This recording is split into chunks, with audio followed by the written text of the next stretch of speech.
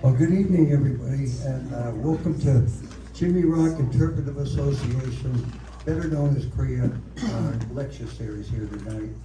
My name's Ernie O'Toole. I've been a volunteer for Chimney Rock about 10 years or better. So, for those of you that are not familiar with CREA, we're a partnership. We're in partnership with the Forest Service, and we help with the operations and over at Chimney Rock National Monument. We put on special programs over there and programs in such as this lecture series here in town. And for those that are looking for something to do, we are always looking for volunteers. Okay.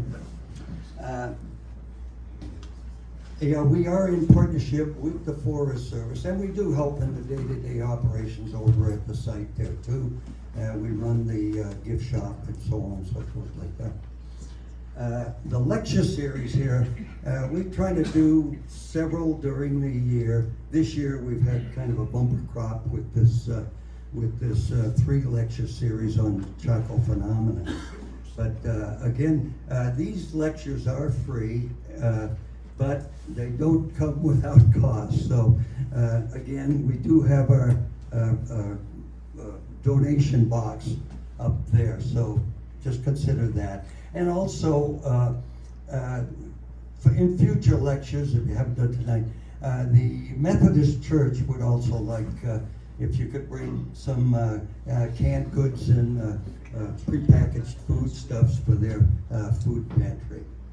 And again, I want to give a shout out to the Methodist Church here for allowing us to use this hall, and also LPEA, the power company, they gave us a grant to help put these on. Right?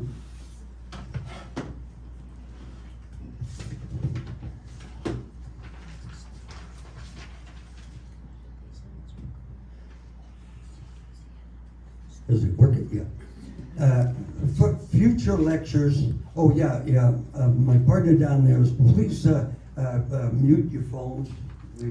We had somebody last week that was getting his broker was calling. The future lectures, right now we have one planned with Marcy Houle, and it's entitled Peregrines of Chimney Rock, a Flight for Survival and a Triumphant Return. That'll be on Wednesday, September 24th, 6 p.m. here at the same place here. And that is going to be, Marcy Houle was the young wildlife biologist that was stationed over the Chimney Rock in the early 70s when they discovered the peregrine falcons over there. At the time, they were one of the most endangered animals in the world, and they had to shut things down over there. And it's really a terrific story. So she'll be coming in. I think she's coming in. She's going to spend several days here and renew some friendships. And Friday, October 10th, same time and place here, we have Dr. Kim Melville, and he will be coming on. It's a Friday, and that Saturday, that'll be October 11th. That will be the final MLS, the moon rising between the 2 pillars out at Chimney Rock. And we are having a program over there, okay? We're having 2, I don't know whether I said this earlier, but we are having 2 more MLS events over at the site on the 13th of September and the 14th of September. I think the moon will be illuminated around 60, almost 70%. Okay, so all these tickets to get onto that, they're on rec.gov, or go to our website and you can get into rec.gov. And I will mention that the 13th, the program for the 13th is already sold out. So, and then again, in conjunction with this whole thing, on I think it's Thursday, the 11th of September, CREA is having a fundraiser over at Liberty Theater. Anna Safer, she's a renowned archaeologist, filmmaker, She has a current film. It's written on the landscape, Mysteries Beyond Chaco Canyon. And the activities over there start around 5 p.m. They're going to have a bar, appetizers, a silent auction, and then a talk by Anna and the movie itself. And the price on the tickets for that is $25 for a single, and no, $30 for a single, and $50 for a couple. Okay, tonight's lecture, this is the third in the series of, we're calling it Chaco Phenomenon. Tonight is Chaco Phenomenon is Chimney Rock, Great House, and the Chaco Regional System by Susan Ryan, Dr. Ryan.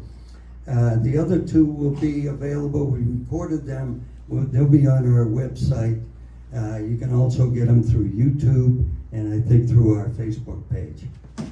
Tonight's lecture focuses on Chimney Rock Great House itself, its community and the role it played within the Chacoan regional system.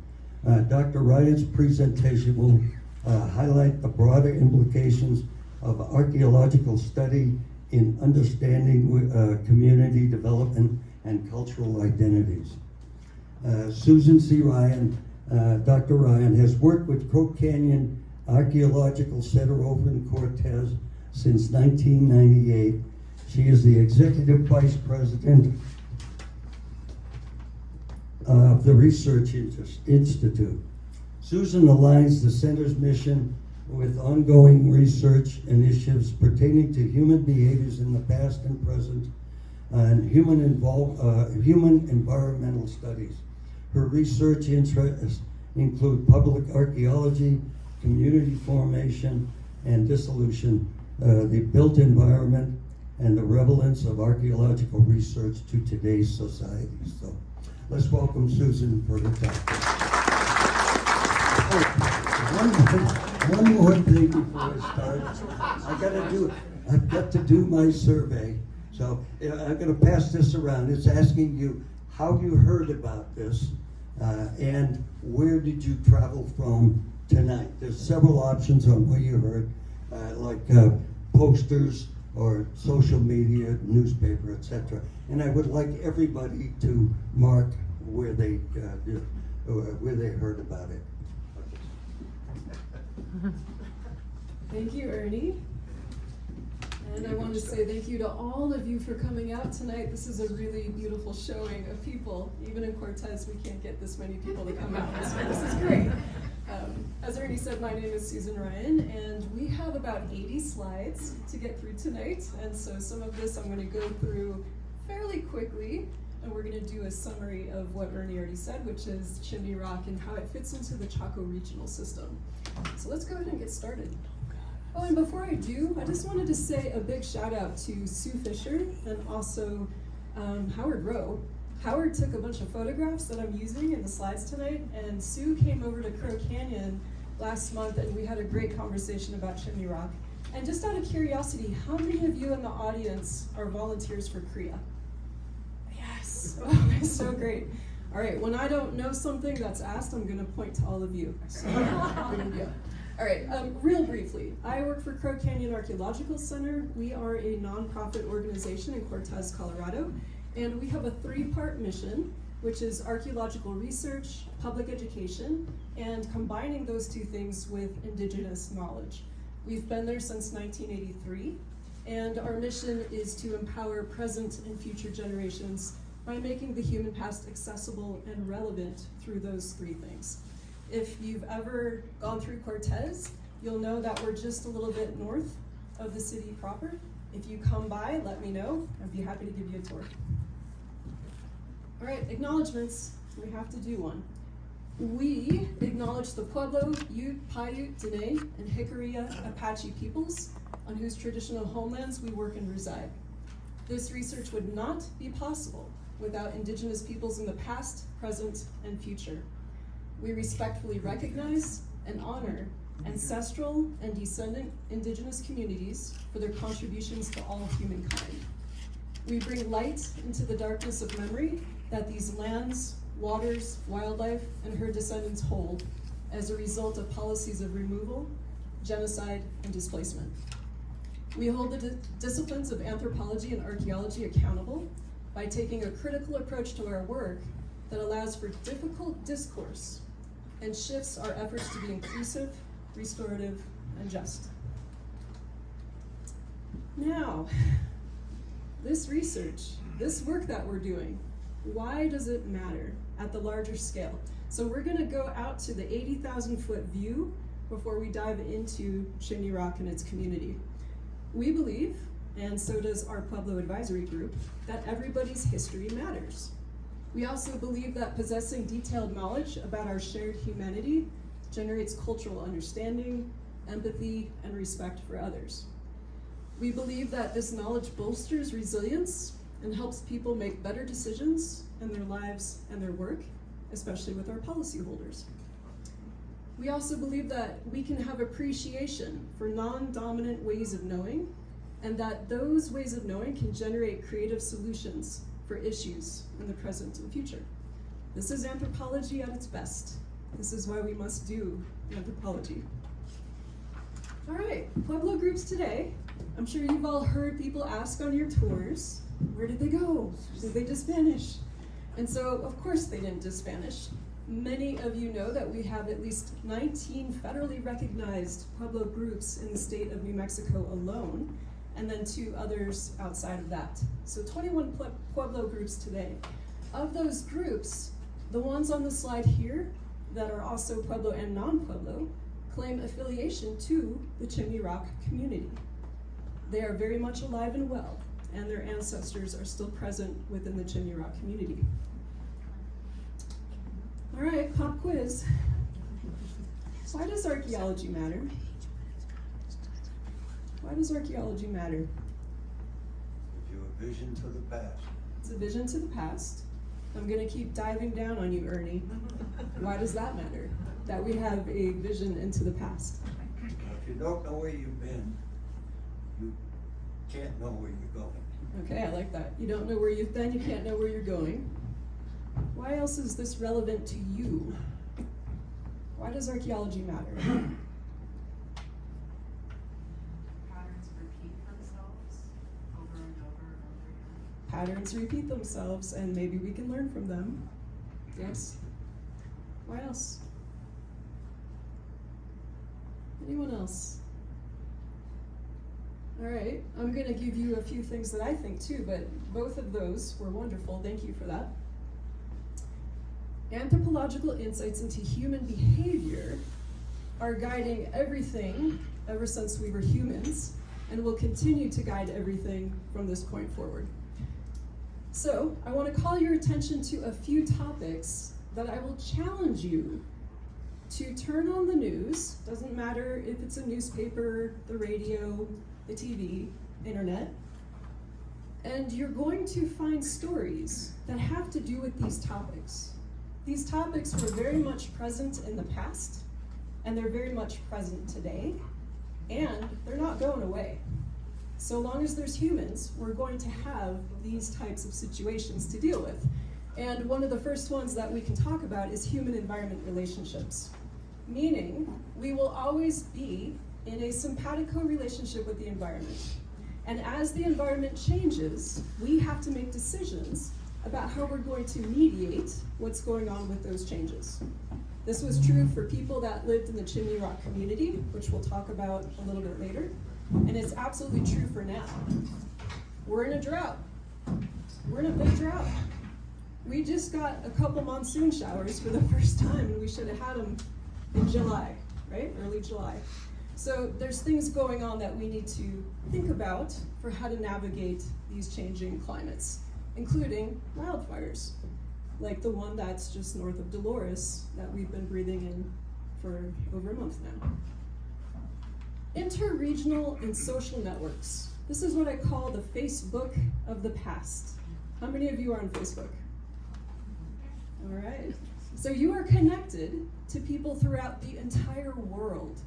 And one of the things that we can do as archaeologists is look at material culture or objects to see how far they've come from and then recreate those social networks of the past.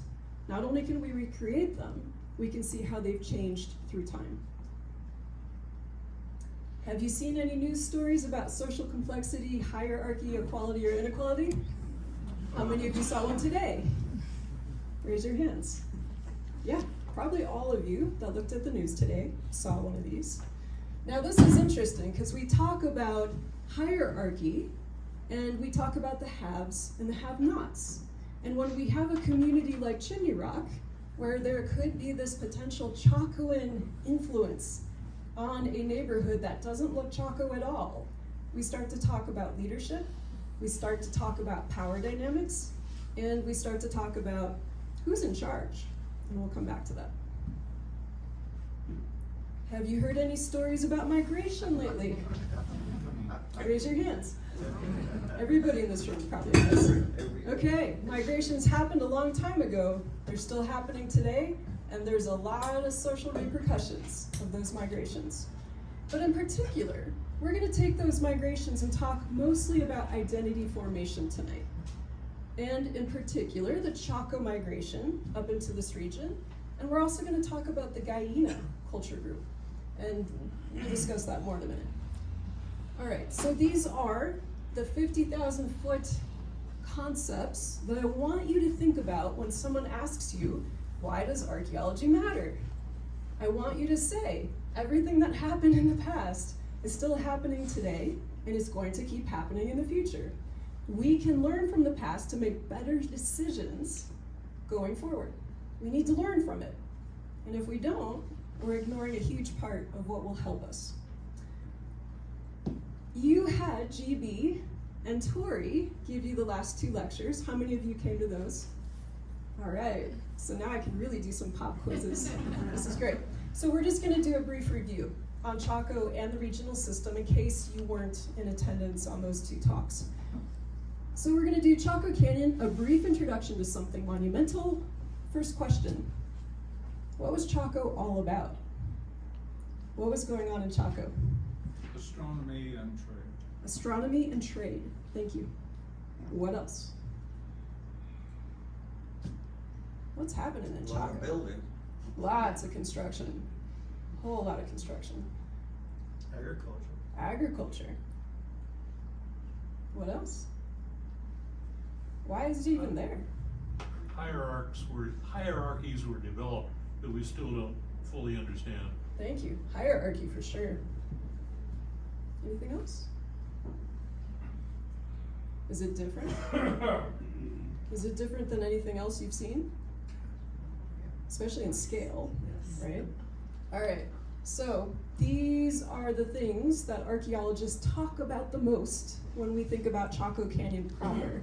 And that is it residential or not?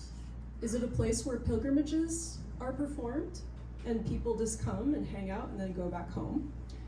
Is this a hierarchical place? Who's in charge? And who's in charge of all this massive construction that's going on? Is it an economic center? A place where lots of trade items are coming in, but maybe not necessarily going out? Is it a ritual center? Is there something going on with the lunar cycles that people come down and participate in ceremonies? Is it a political center? Is somebody in charge and calling all the shots for the entire Chaco world? What do you think? Yes? You forgot the astronomy center. I like to put that in with the ritual part, Okay. but thank you for that. I think it's all of these things. Okay, it's not just one. When we think about our own communities, we have all of these things. We don't just have one. And that's the same for the past. All right. So, just real briefly, long history of work in Chaco Canyon proper, all the way back to the late 1800s. And I'm just showing this slide to give you a sense of the back wall right here. Oh, my laser is not working. This is the back wall of Pueblo Bonito. And this is the north-facing wall. Do you see this right over here? We've got a cook stove, and we've got a chimney pipe coming up with soot on the back of Pueblo Bonito. And we've got a Dene work crew that's doing some of the excavations out there. So long, complicated excavations and research that took place since the late 1800s and brings us all the way to today. What we know about Pueblo Bonito, it is one of many great houses constructed in downtown Chaco. Within a 10-mile stretch, there are 12 great houses constructed. This one right here has the most number of rooms and kivas. There's over 500 rooms and over 35 kivas, and there's actually 3 great kivas, not all used at the same time. This was built over 250 years, and at its height, at about 1000 AD, this was a hub, okay? Chaco Canyon had so much going on. When we think about all of the social networks, the Facebook of the past, we've got connections all the way down into Mesoamerica, where these scarlet macaws and copper bells and cacao are being traded up into these areas. Keep in mind, north of the San Juan River, where we are, we don't have scarlet macaws. We do get copper bells, and Patricia Crown from the University of New Mexico does believe that we had cacao that was traded up this far as well. And that was based on residue analyses of pottery sherds. We also have extensive road networks. So this is an image right here taken from space that shows that the Great North Road, for example, is perfectly straight and goes up approximately 60 miles north up to Coots Canyon, which is over by the middle San Juan region. And trade, we've got turquoise coming in from many different quarries. We've got jet being worked into turquoise frogs. This is an incredible civilization, one of the largest civilizations in all of North America in the 1000s AD. Cahokia, where East St. Louis, Illinois is located, would be another one about this size. Here's the regional system. So it's not just in downtown Chaco, they spread out. And we have a 250-mile radius outside of Chaco Canyon proper of architecture that looks kind of similar to what we see in Chaco Canyon. So I want you to picture the size of Ireland. The Chaco regional system is that big, okay? And where we're at, that dot that's over on the upper right-hand side there, Chimney Rock. So we're gonna focus on that tonight. But before we do, I just wanna lay the groundwork that there's something else going on outside of Chaco Canyon, what Steve Lexon calls the new capital. How many of you have heard about this before? Okay, so right around, I would say 1080 AD, what we have is people migrating out of Chaco proper and coming up towards Salmon Ruins in the middle San Juan region. Now what's interesting about Salmon is that the tree ring dates are telling us that there was a major push of population of Chaco migrants coming up north. And it's important for us to keep an eye on this date at about 1080 because we have something similar going on here in this region at the Pagosa Springs area that we're in tonight and also at the Chimney Rock community. Now I'm not going to go over this, but I just want to say if we took Salmon, picked it up, and put it in downtown Chaco, it would look like it fits. It's got lots of rooms, lots of kivas. It has Chacoan construction styles, and it looks like people that were familiar with how to build in Chaco came up and built this. It wasn't just people that were emulating architecture that they saw. All right, so I already mentioned that most of the cutting dates for Salmon are at about 1080, so hold that thought. Now the other one that gets built a couple of decades later, in the first decade of the 1100s, is over at Aztec West. And what we know about Aztec West is there's a huge amount of cutting dates at about 1110 AD. So they're moving from Salmon and doing a big construction push over at Aztec. So this regional system that we keep referencing is expanding. They're coming north and they're coming a little bit more to the east. All right, so Chimney Rock, here we go. Chimney Rock is located approximately 93 miles north and just a little bit east of Chaco proper. And as many of you know, we are looking at two of the most recognizable geologic features on the landscape in this whole area, Chimney Rock and Companion Rock. And we are now looking at this area as a conserved and preserved archaeological district within the Chimney Rock National Monument. So, set aside was 4,726 acres.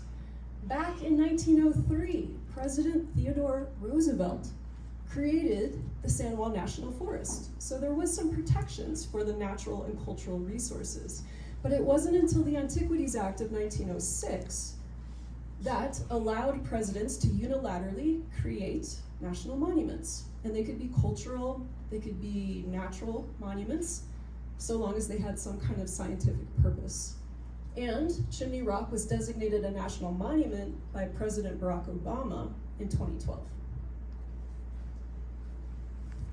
The history of excavations is interesting. There are some, but compared to Chaco Canyon or Aztec or Solomon, it really hasn't scratched the surface very much.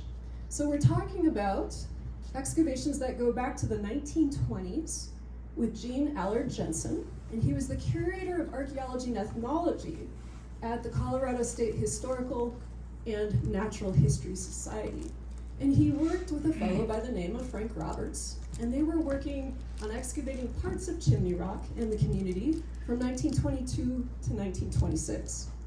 And then fast forward about 50 years, and that's when Frank Eddy, who was a professor at UC Boulder, he came and did test excavations at Chimney Rock in the community in the 1970s, particularly 70 through 72.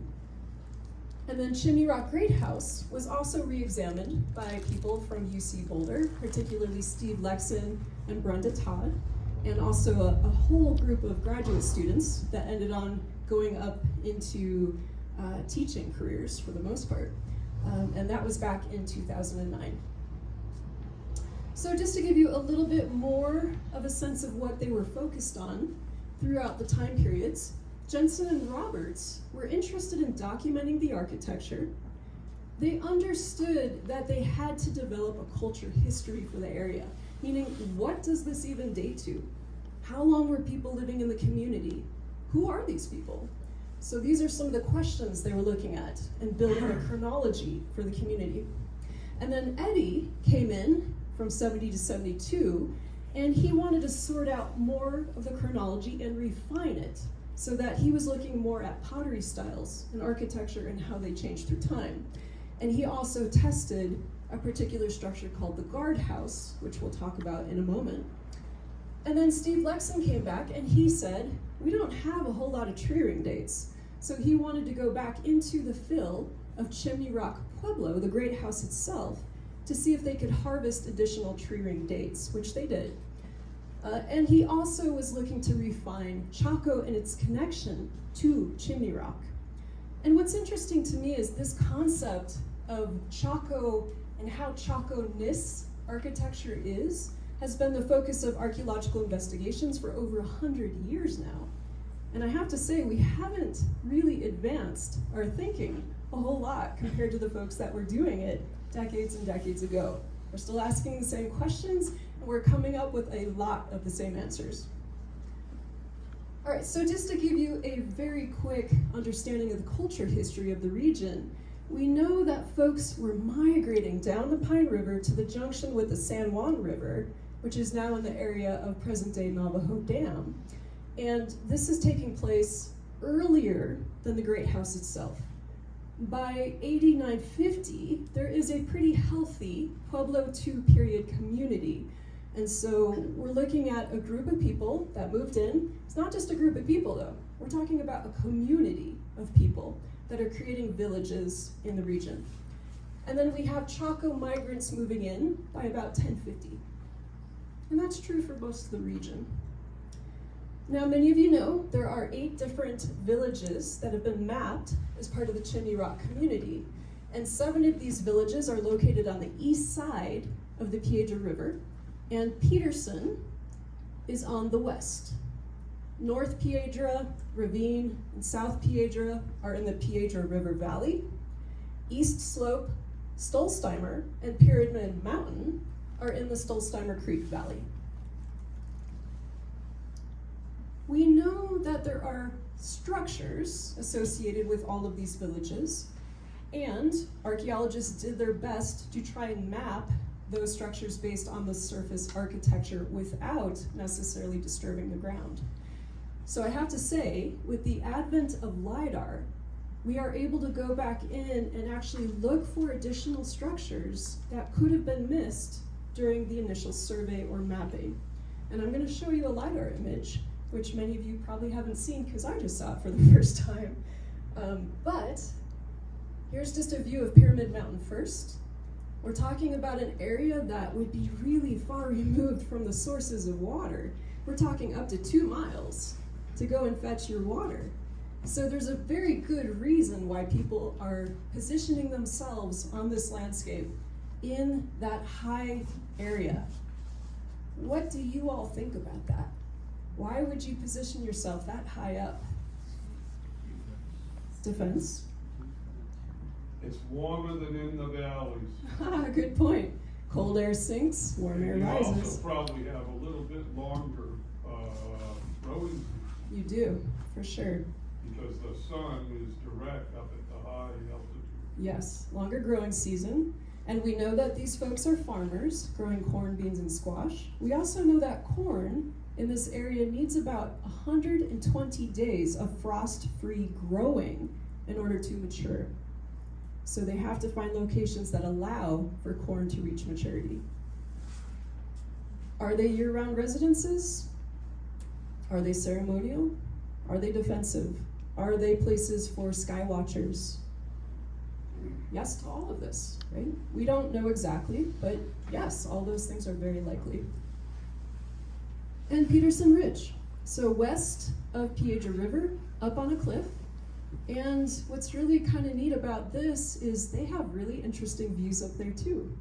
So the people are positioning themselves to be watchers over this massive landscape. It's really interesting to think about the positions. Here's an example of the architecture at Peterson Ridge. You can see the slabs that have fallen and the view from that particular village.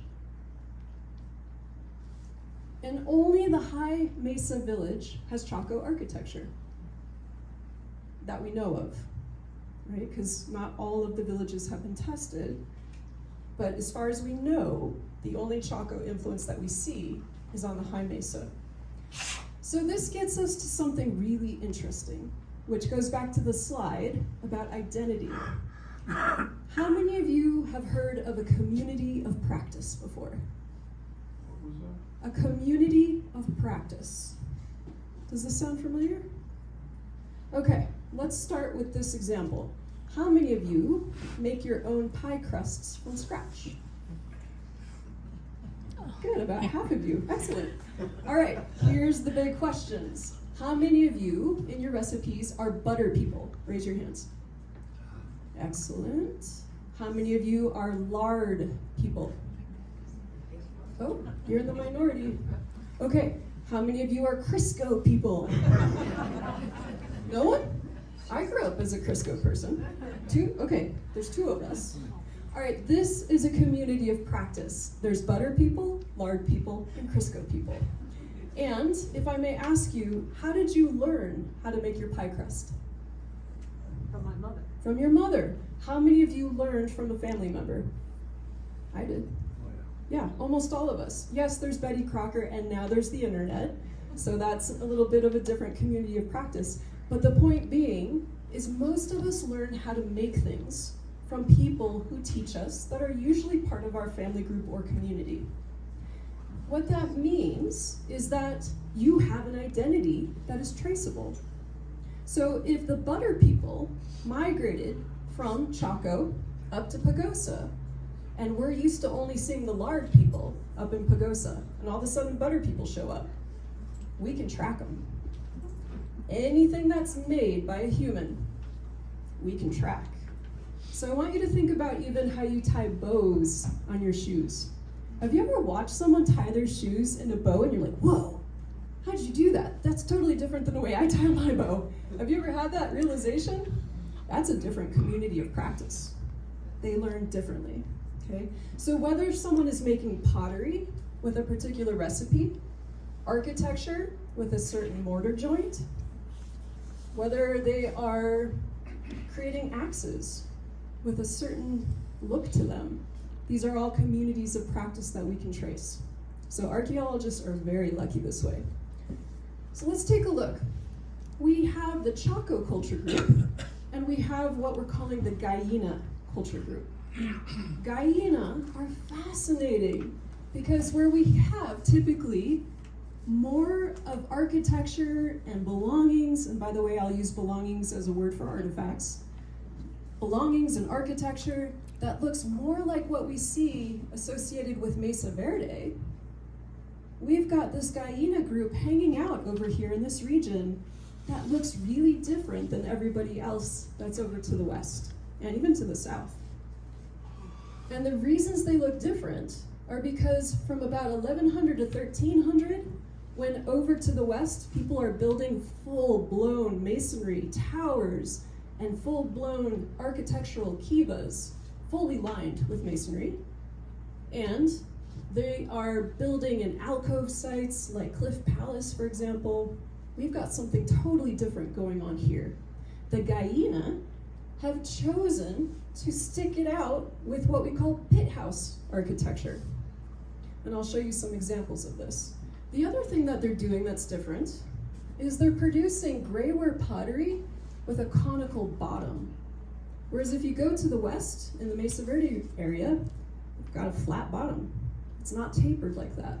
So whenever we see pottery that looks like that, or pit houses that date to the Pueblo II period, that aren't full-blown masonry, that look like Mesa Verde style, we've got Gallina. Right? And here's some of their belongings. They also have very unique axes with shapes that look nothing else like Mesa Verde axes. This little groove that we've got here on the bottom and how it's flanked out on the sides is a very Gallina trait. They also are continuing to use pit houses when everybody else has graduated from that. And I don't mean that in an evolutionary sense. I don't want you to get the impression that they're stuck in the past, which is what archaeologists tend to do, is label them as stuck in the past. But they've chosen to keep using pit houses as opposed to going for that full-blown kiva style.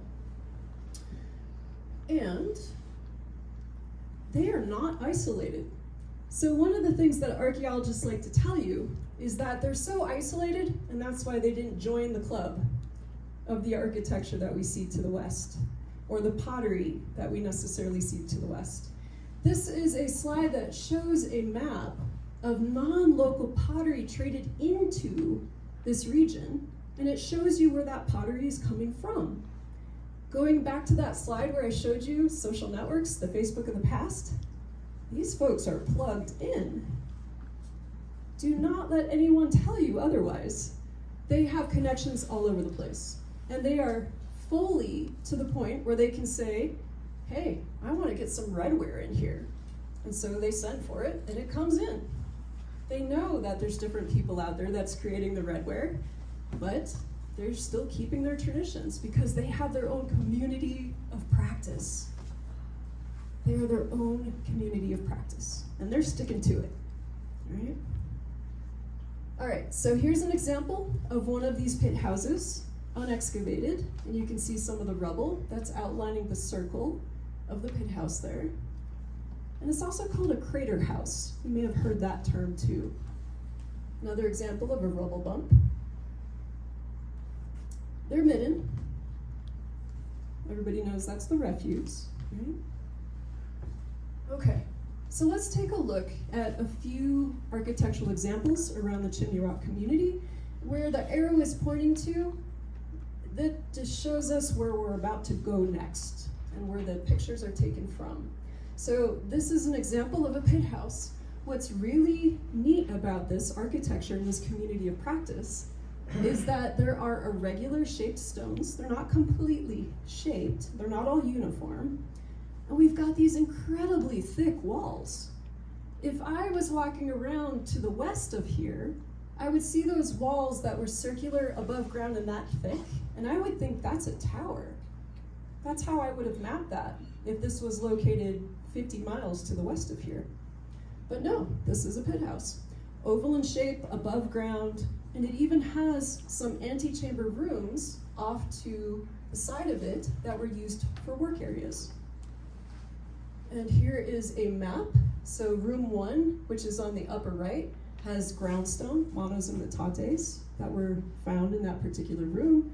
We've also got rooms 3 and 4, possibly for storage and also for working in. And then the pit house itself has a fire pit in the middle, just like kivas do, for light, for heat, for cooking. And then we also have a 4-post roof system, and that's what those circles are that go around the edges of the pit house. And then there's a cross section just to show you how it would have looked, partially subterranean and partly above ground. Oh, one thing I need to mention, talk about communities of practice, and this blows my mind. There's no sipapus in these crater houses or pit houses. And 80%, I will repeat this, 80% of pit houses and kivas in Chaco Canyon don't have sipapus. Mesa Verde style kivas all do. Very different communities practice. So that tells me there's kind of a deeper Chaco connection to the ways in which they're building their pit houses. All right, so we're gonna move over here to the red arrow and come down to the Great Kiva. And I just learned by talking with Ernie and Sue before this program started that there are 3 known Great Kivas within the Chimney Rock area. There could be more if we keep looking at LiDAR and seeing what we're not seeing by walking around. What are Great Kivas? What are they for?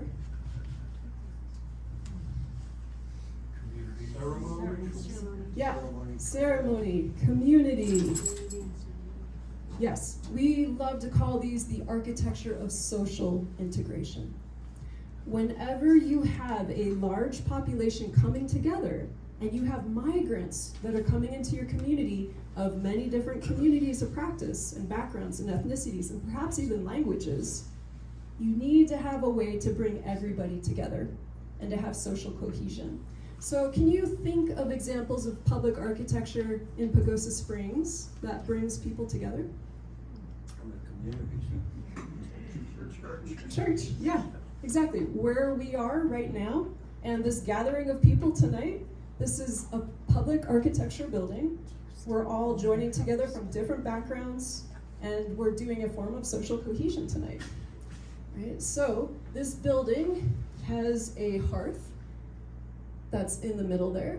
And then there are 2 what are called vaults, or floor vaults. In the past, they were called foot drums on each side of the hearth. Now, I did a dissertation on kiva architecture, both great and small. And one of my favorite definitions of great kivas is that they're over 10 meters in diameter, and they always have 2 floor vaults.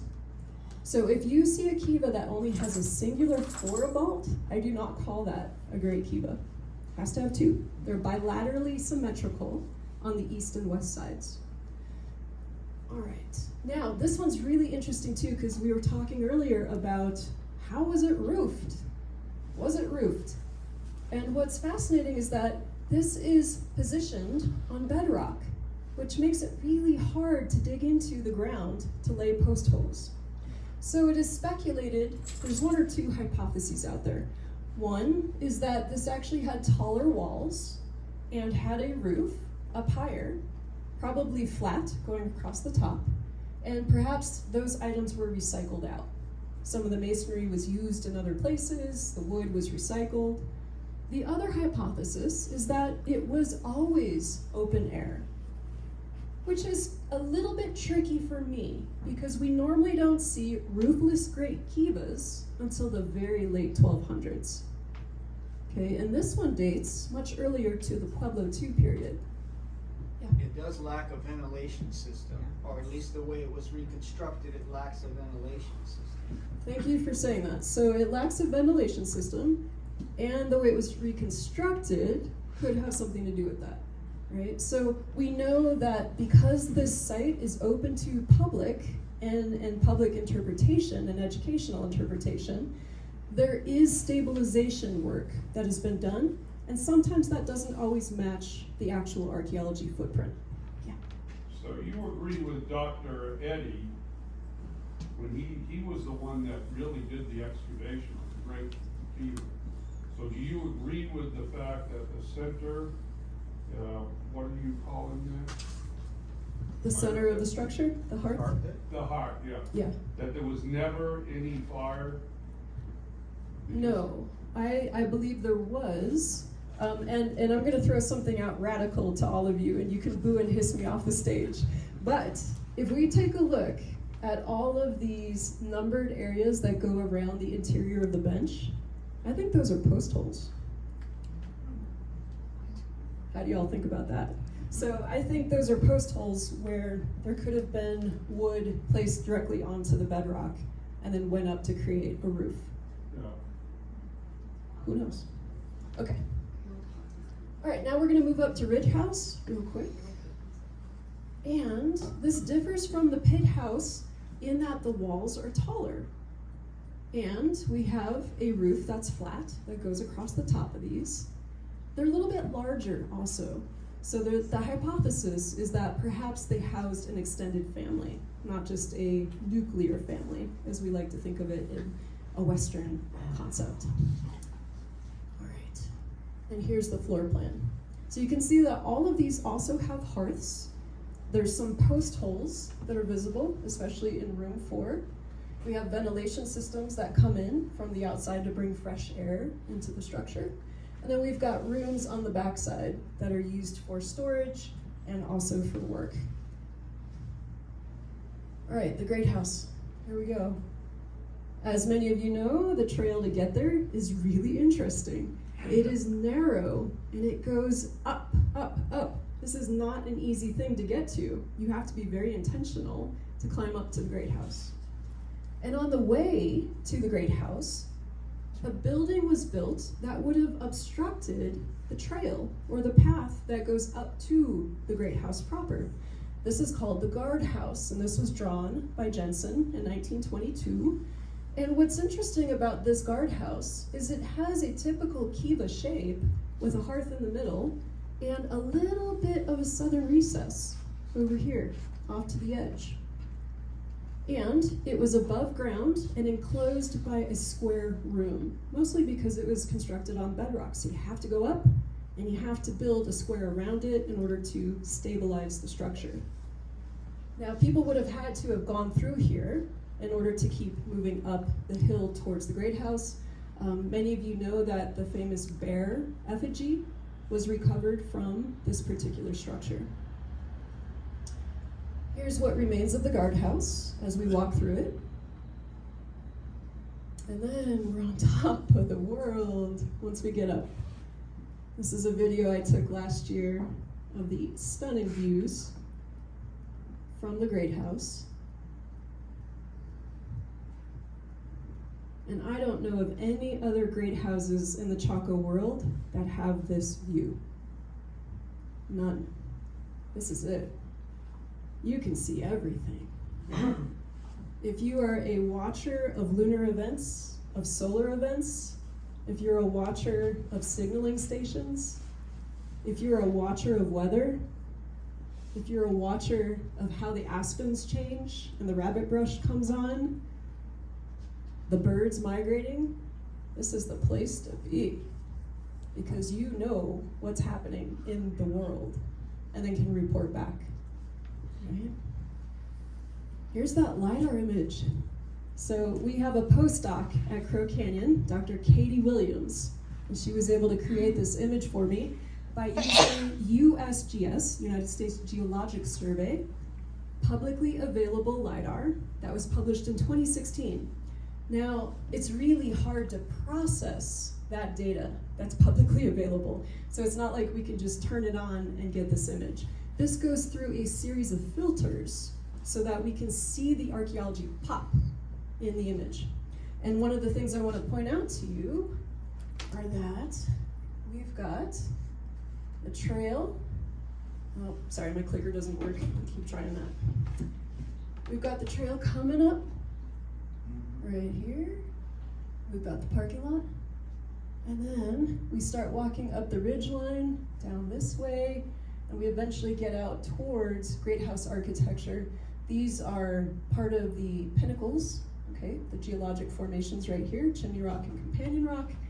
But what I want to point out to you is these large circles, right? These are architectural kivas. We've got another circle way up there. The archaeology just pops on these images. And when I mentioned that we can go back and start looking at these to see what we missed on our pedestrian surveys, this is the whole future of archaeology right here. It's going to change the counts of architecture that we think we see and increase it. And it's going to tell us if there's more public architecture out there. And one other note is that Chimney Rock is famous for not having roads. So we can go back to the LiDAR and say, is that still true? Did we miss any? And as far as we can tell from initial looks at this LiDAR, we're still not seeing them, which is really interesting. Okay.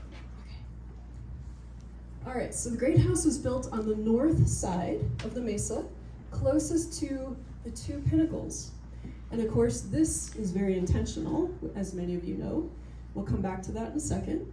Here's the floor plan. So we've got two large above ground blocked in structures, kivas, and then a series of smaller rooms that flank it all the way on that north and northwest side. And then there's even a plaza, an open air number 2. All right, here's what we know based on tree ring dates and pottery about the construction sequences. We've got great houses that had 2 construction sequences, with the better dates supporting the second construction sequence at about 1093. But initially, we've got wood that dates to 1070, and then further back to 1018, and even further back to 1011. However, the hypothesis is that those earlier dates of 1011 and 1018 were recycled, and that was old wood that was brought and incorporated into the Great House. So the construction dates of 1070 to 1093 are the ones that we think are the most important construction dates to think about for the Great House itself. We also know that this is firmly rooted in what's called the Pueblo II period, and here's what blows my mind. It wasn't used all that long. There's great houses in the Chaco regional system that have use lives of over 200 years. Let's think about Pueblo Bonito. It kept going and going and going. Why was the Chimney Rock Great House only used for a generation? Isn't that interesting? Only a generation. So by about 1125, we don't think anyone's up there anymore. Okay, so about 1070s to 1125. So here's the same information of the tree ring cutting dates. Here's where we think that they could have been reused, or perhaps remodeling episodes come in. This is just a summary. And this was constructed based on the work that Steve Lexon and Brenda Todd did back in 2009. These are our most accurate, most modern dates that we have. Here's a view of the East Kiva. And what I love about the East Kiva is that we have a very Chacoan style pilaster system. How many of you have heard of radial beam pilasters? Radial beam pilasters. All right, so these are radial beam pilasters right in here. And the hole that you see in the middle of that masonry casing was for a piece of wood that was inserted that goes back into the upper lining wall. And one of the things that we know about Chacoans and their habits is that they're extra. Have you ever heard the young people say, "That's extra"? Anybody hear that? No? Okay. They like saying it. It's extra. So what we have here is extra Chaco-ness. They insert wood into places where they don't need to put it, because they can, and because we think that the wood that they're inserting into these pilasters has some kind of ritual significance in that the wood is coming from places of high elevation, and places of high elevation are closest to the moisture. So if you bring an object from a place of moisture and insert it into architecture, you're naturally imbuing it with those qualities, with those characteristics. They're bringing wood and inserting it so that the water, the rain, the moisture is being inserted into this village, into this structure, right? Then they're building a masonry casing around it so that you can't see that wood. You don't know it's even in there unless you're one of the builders. And then they're plastering the entire architectural construction so that all these pieces of masonry that we're looking at today was not visible back then. It would have looked like it was adobe'd or plastered over. Could have even have had colors on it. Right? So beautiful, beautiful city. Here's a close-up. And there's a fire hearth right here, firebox. All right, and I also want to point out the masonry while we're on this slide.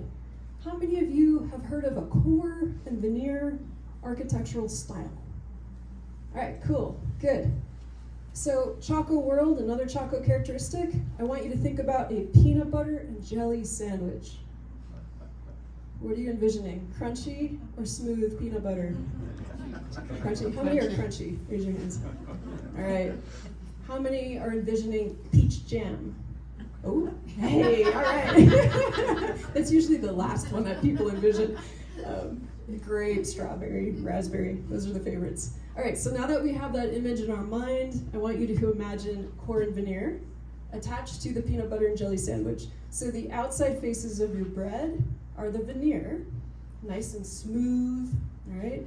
And then on the inside, you've got your chunky peanut butter and your peach jam, right? Things are just kind of laid in there and sort of smushed together. So what happens with core and veneer architecture is you've got two walls that are faced, they're nice and flat, and on the inside, you've got stuff that's just thrown in, all right?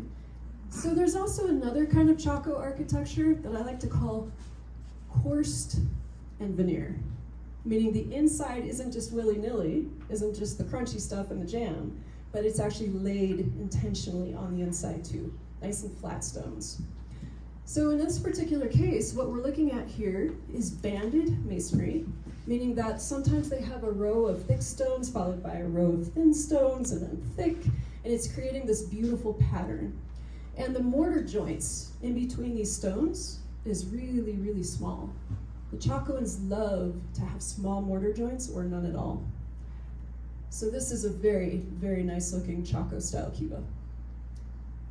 Here's some of this up close. And again, this would be plastered over. Nobody would see this. The masons are extra. They're going the extra mile to create this beautiful aesthetic that no one will see. Here's the West Kiva. So communities of practice, remember that one? Does this kiva, West Kiva, look like the East Kiva? What's different? The Yeah. outflow for the fresh air is on the kiva floor. Okay, so we've got differences here, and we don't have radial beam pilasters. We've got this sort of part over here that's sticking out a little bit further than the rest. We even have what I would call a kiva within a kiva.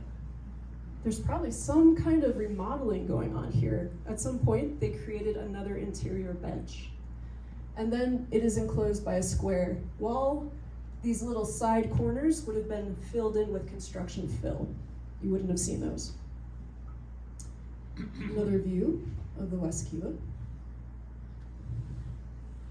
All right, we already talked about Chaco style masonry, thick and thin, small mortar joints, peanut butter and jelly, core and veneer. Okay. Beautiful thick walls. When you have a multi-storied great house, you have to have thick walls.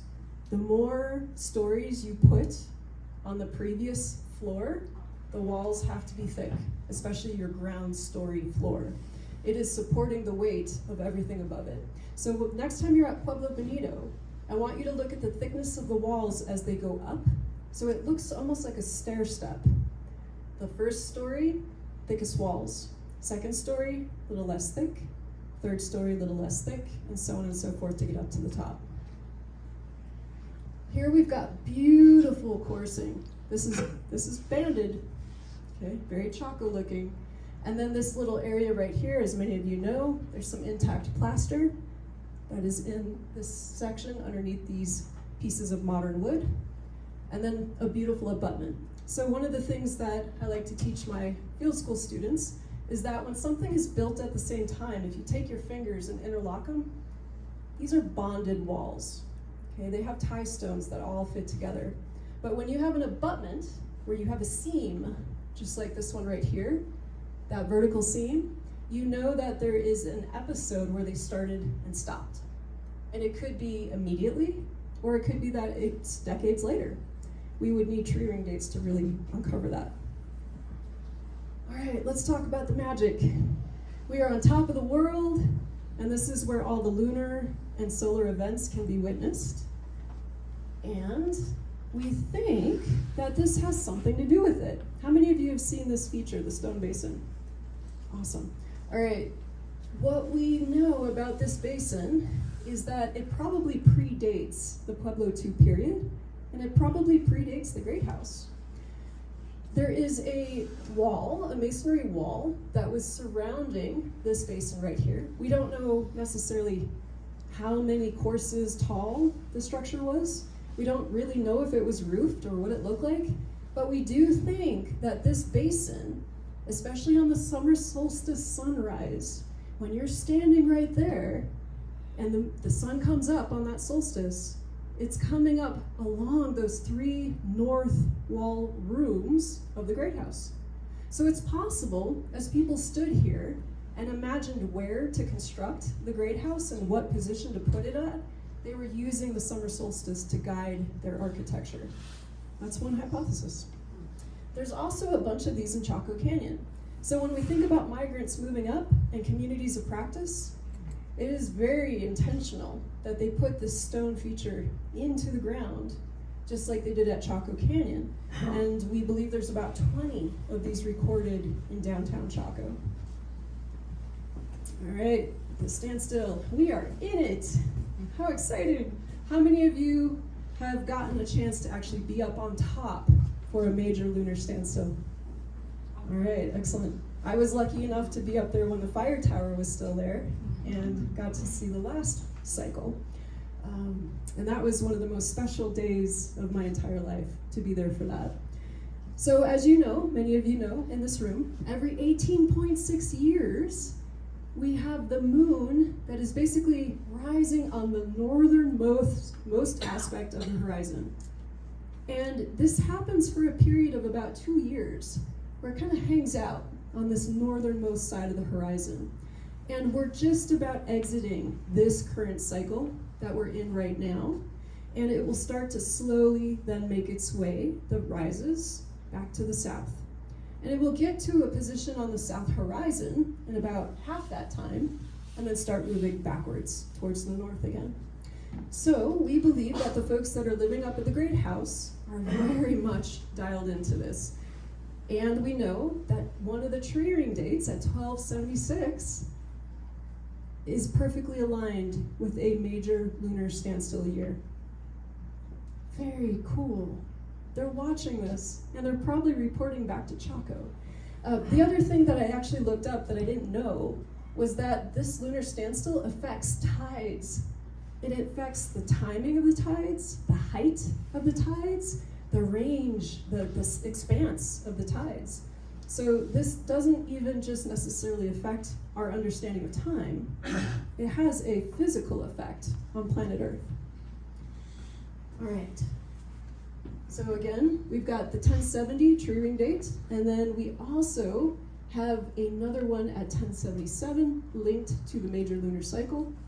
And then at 1089, possible reuse of sources, again, going back to the cycle. All right, how many of you know about the line of sight? All right, so this is really neat to think about.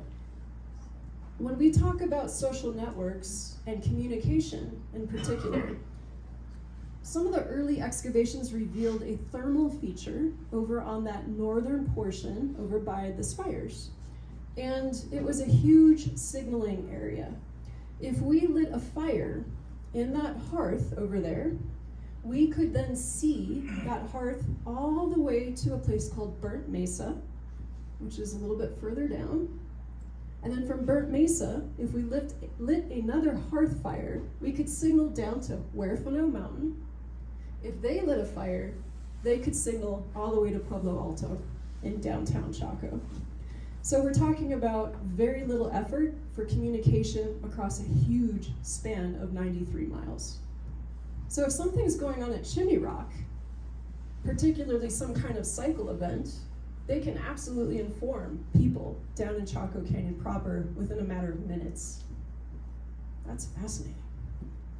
Okay, we're gonna look at a few slides of belongings. We're almost done here. Thanks everybody for hanging in there. Just to give you a sense, we do have lithics coming in that are not local. So things like obsidian is being traded in, so that expansive social network. We also have really interesting zoomorphic pottery.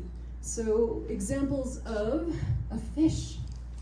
We also have duck-like images. So the ones that have these bulbar kind of look to them, we believe are water birds.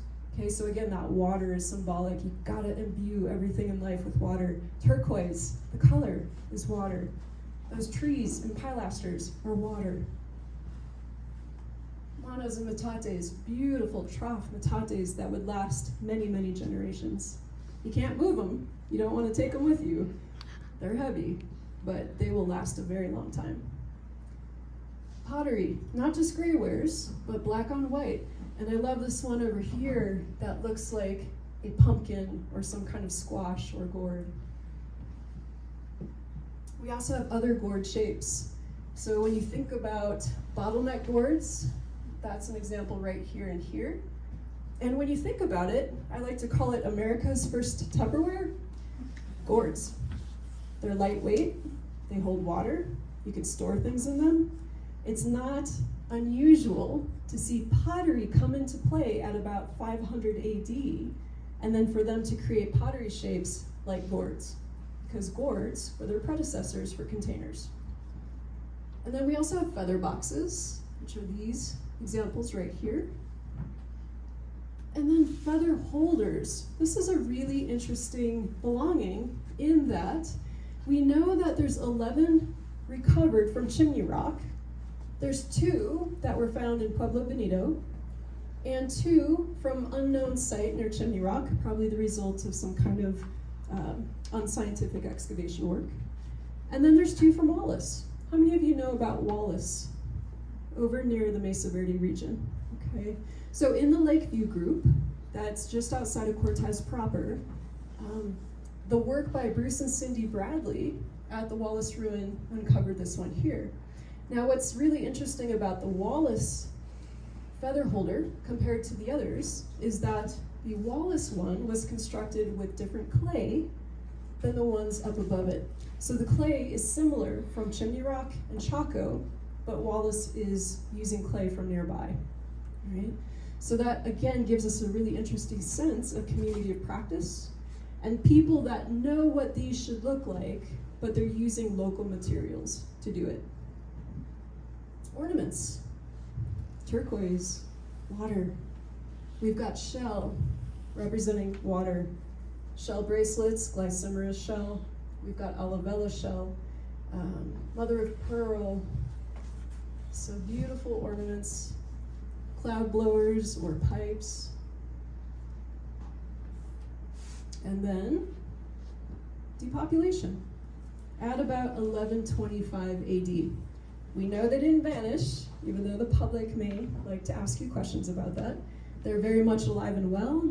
We believe that they were part of a mass exodus a little bit earlier than what we see to the west. So by about 1125, 1130, folks were on their way down to the south, to Acoma, to Zuni. And what's interesting is that there is the most severe mega drought for the western half of all of North America, even till today, that took place between 1130 and 1180 AD. These folks are starting to move out right at the front of that major mega drought. So it's possible they were already feeling effects leading up to it. And again, going back to the earliest slides in this presentation, we're still dealing with drought today. We can look at what people were doing in the past to socially mediate changing environmental conditions and learn something from that. Yes, sir. The drought out in California 3 years ago, I would get these emails of synopsis of research, and in a couple of them, they said this is the modern drought, rivals the Southwest drought 1,000 years ago.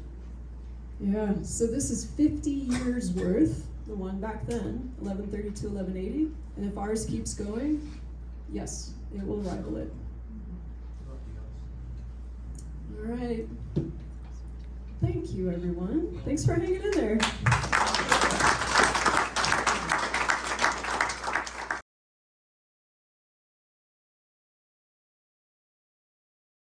Thank everyone, especially Sue and Howard. Thank you. All right, questions. Let's do questions. Yeah, well, I have a short question to answer, Barry. Yes, sir. So I have a question about your slide about the east Kiva in Chimney Rock. You said that was a fire pit, Yeah. but it looks like a ventilation shaft to me. It was mapped as a hearth. Let's see if we can go back and find it. Let's take a look. This one right here? Yeah. Oh, yes, thank you. Yes. So the southern recess, right back in here, and there would be a subfloor ventilation system. That is the opening. Thank you for that. And that is also a very Chaco trait, by the way, to have it be a subfloor ventilation system as opposed to an above floor one. Yeah. Yeah, at one point, there was a hypothesis going around that in the large kivas, they took saplings or bendable wood and made an arc from one side to the other and then plastered over all that, so it was a dome-like structure once you got inside this thing.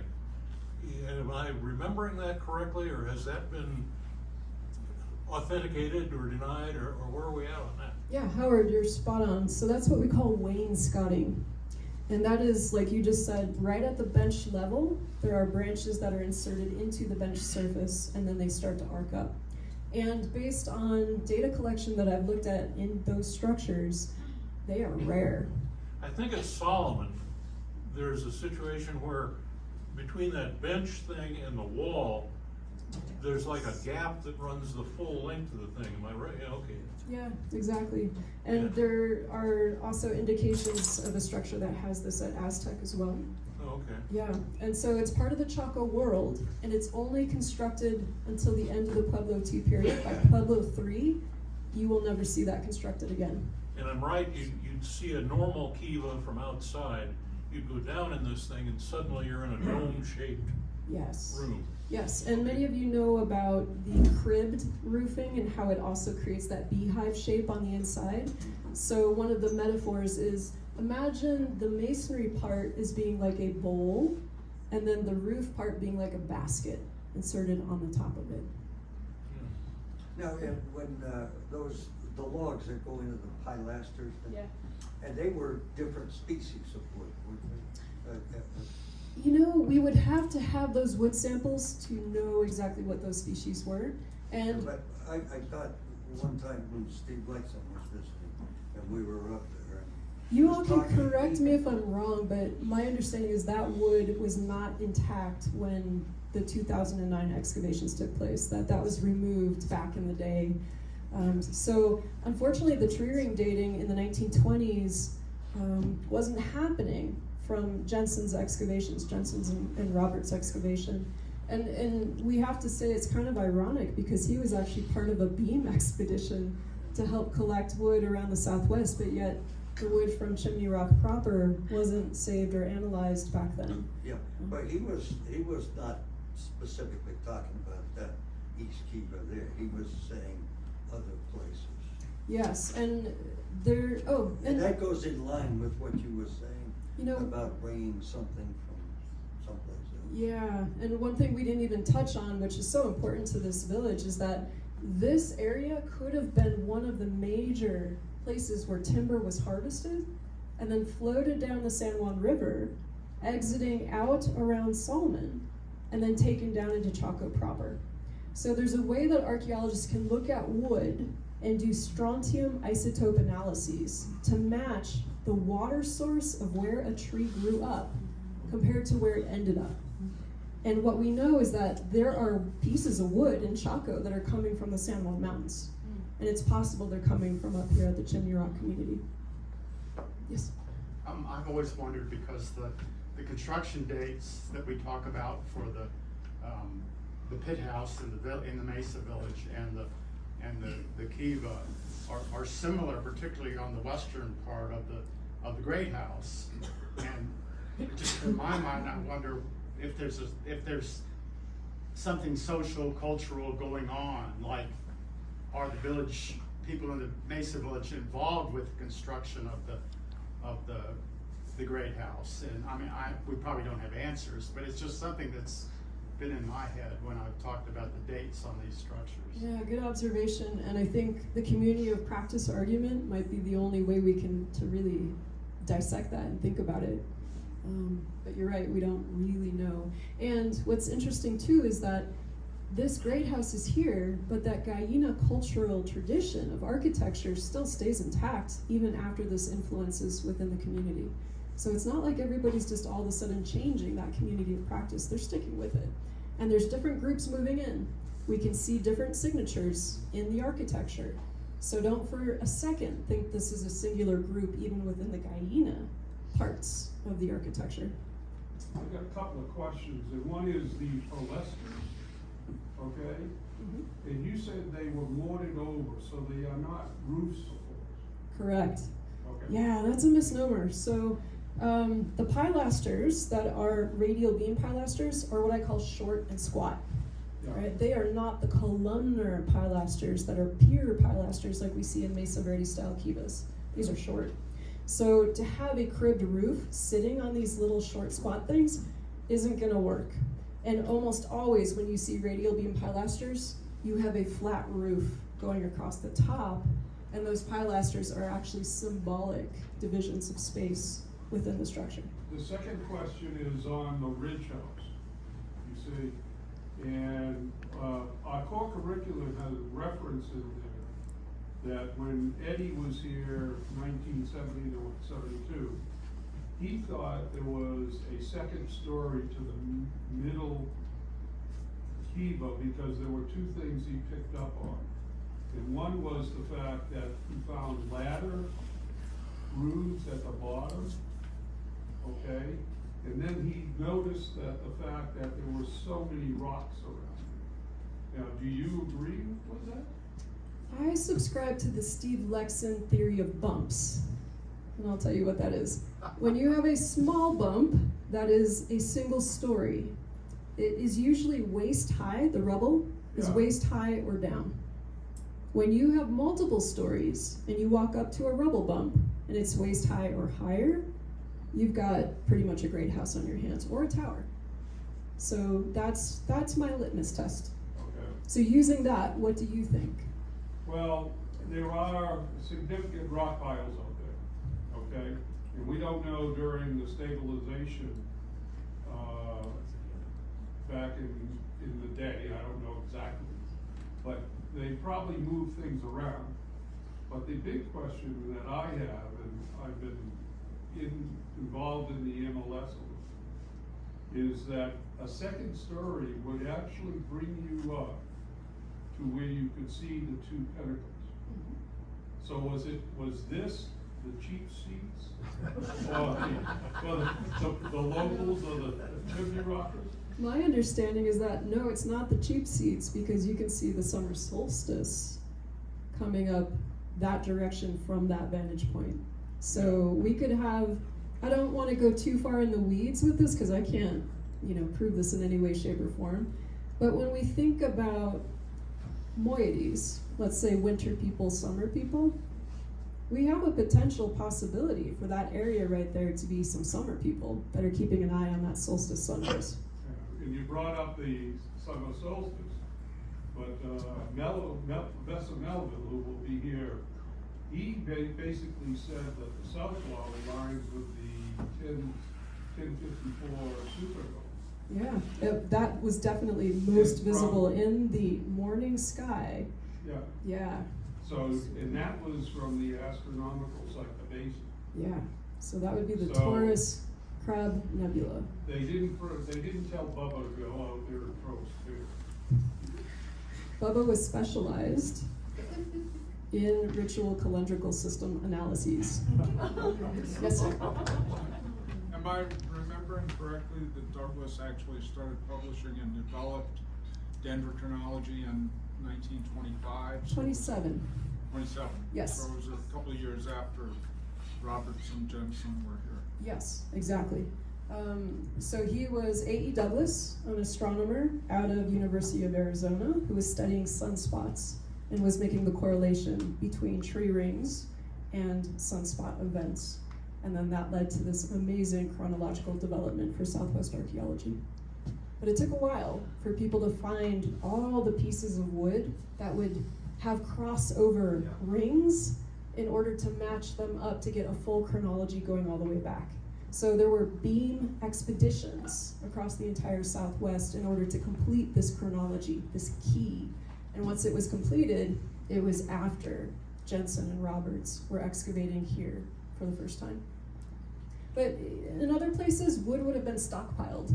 At Mesa Verde, for example, they would take the wood beams and stick them aside, and sometimes they would burn them for their campfires at night, not knowing, right? It was just wood. But there usually was a stockpile. So what's interesting here is that we know some structures were most intentionally burned at depopulation, which would take care of some of that wood. And there's also recycling. Just like we have recycling today. You can go to the Habitat for Humanity Restore and buy some stuff and put it back into your house, things that date to different time periods. So absolutely recycling was taking place in this community too. I've exhausted you. Well done, everybody. Well done. Thank you all for coming out tonight, and I look forward to seeing you in Cortez at some point if you'd like to come by. I have these amazing Crow Canyon stickers up here if anybody would like one. I also have business cards if you'd like to email me at some point. And also, just a plug, we have an amazing webinar series at Crow Canyon that's free on Crow Canyon's website every single Thursday. And all of the past episodes from 2020 forward are on our YouTube channel. We have an incredible amount of speakers on our YouTube station, and then also every week. So if you get a chance, plug in. All right, thanks everybody. Have a great night.